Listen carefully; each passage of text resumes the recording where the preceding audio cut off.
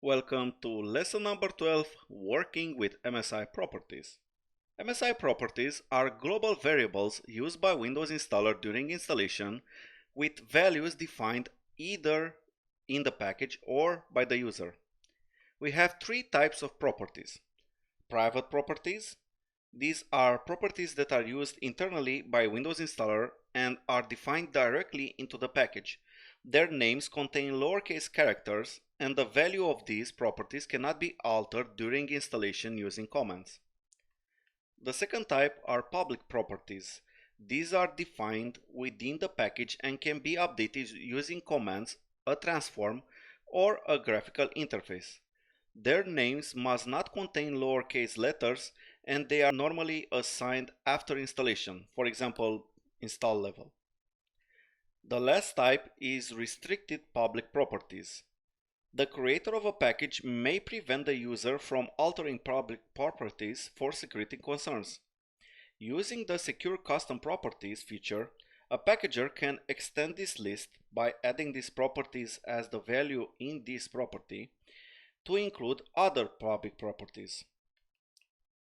Let's take a look at how we may add these properties using Advanced Installer. Navigate to the Properties page when a project is open. We can put whatever type of property we want here.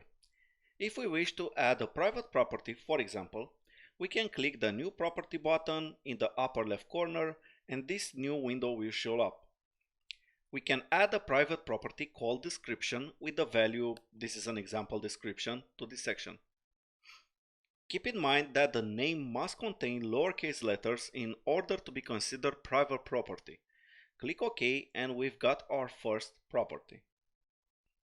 Next, let's add a public property called myDesiredValue with a value of 1 typed in.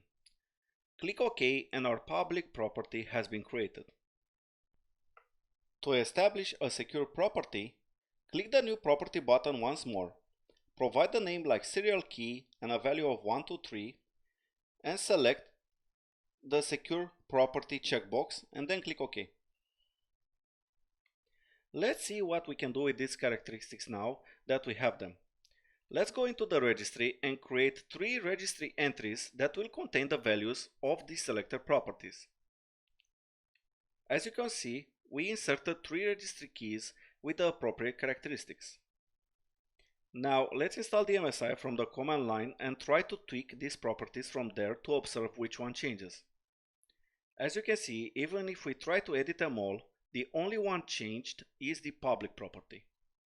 The restricted public properties can also be altered, although only a limited number of them are discussed in our book. Check the link in the description. See you in the next video working with custom actions.